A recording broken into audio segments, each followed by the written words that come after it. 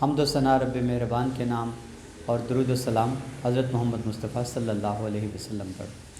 آپ دیکھ رہے ہیں عامر عثمان عادل یوٹیوب چینل۔ کرکٹ کے میدانوں سے ایک بڑی خبر ہے کہ بھارت جس کا ٹاکرا پاکستان کرکٹ ٹیم کے ساتھ T20 ورلڈ کپ میں دبئی میں 24 اکتوبر کو ہونے جا رہا ہے۔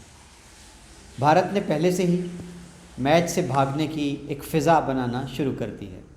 آج کے اس ویلاگ میں بات ہوگی کہ آج کیا ٹرینڈ بنا رہا بھارتیوں کی جانب سے، بھارتی میڈیا کیا کہہ رہا ہے اور بنیاد کس بات کو بنایا گیا ہے۔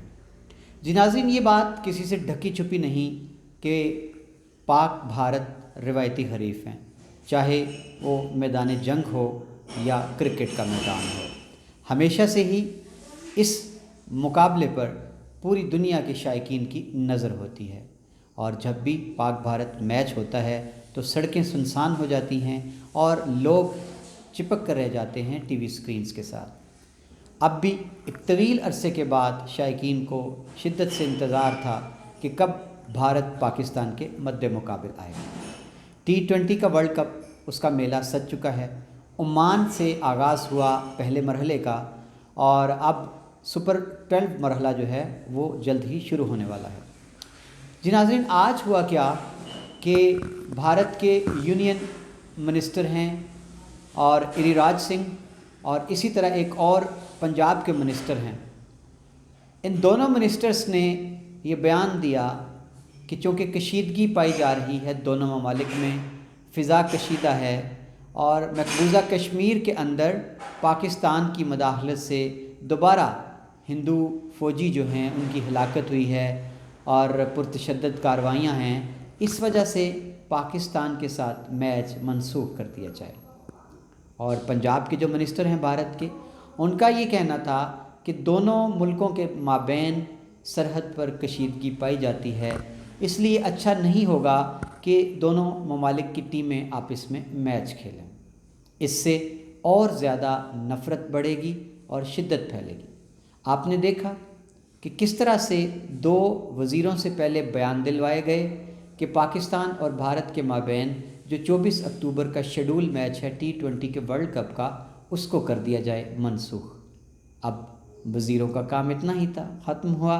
اب میڈیا نے اس بات کو سر پہ اٹھا لیا، اور اب اس وقت بھارت میں اس بات کو ٹرینڈ بنا دیا گیا ہے کہ جواز یہ بنا کر کہ پاکستان مقبوضہ کشمیر میں مداخلت کرتا ہے، پاکستان بھارت کی کشیدگی ہے سرحدوں پر، حالات اچھے نہیں ہیں دونوں ملکوں کے، لہٰذا کیوں نہ اس میچ کو منسوخ کر دیا جائے۔ بات دراصل یہ ہے جی کہ دشمن جو ہے وہ بھی اگر سیانے کہہ گئے ہیں کہ غیرت مند ہو تو بات جچتی ہے۔ بھارت نے ہمیشہ پاکستان کے کھیل کے میدانوں کو ویران کرنے کی کوشش کی۔ سری لنکن ٹیم پر جو حملہ تھا وہ اس سلسلے کی کڑی ہے، اور ابھی نیوزی لینڈ کی ٹیم جو دورہ منسوخ کر کے لوٹی ہے، اس کے پیچھے بھی جتنی کڑیاں ملائی گئیں ان کے پیچھے بھارت تھا، کہ بھارت کا ایک صحافی، اور اس نے پاکستان نیوزی لینڈ کا جو دورہ تھا ٹیم کا، اس سے ایک مہینہ پہلے ایک آرٹیکل میں یہ خبر دے دی تھی کہ نیوزی لینڈ کی ٹیم پاکستان جائے گی تو اس پر شدت گرد گروہوں کی جانب سے حملہ ہو سکتا ہے۔ اس کو بنیاد بنا کر نیوزی لینڈ کی ٹیم نے راتوں رات اپنا دورہ منسوخ کر دیا۔ تو بات یہ ہو رہی تھی کہ بھارت جو ہے وہ کھیل میں بھی دشمنی کو لے آتا ہے، وہ کھیل میں بھی انتہا پسندی کی، تعصب کی، نفرت کی سوچ کو پروان چڑھاتا ہے، اور پھر پورا بھارت ایک ہو جاتا ہے۔ اس کا میڈیا، اس کے پردھان منتری، اس کے منتری، اور جتنا اس کا ایک بیانیہ ہے بھارت میں، وہ کریٹ ہوتا ہے، اور بھارت کی انتہا پسند جماعتیں بھی پیچھے نہیں رہتی۔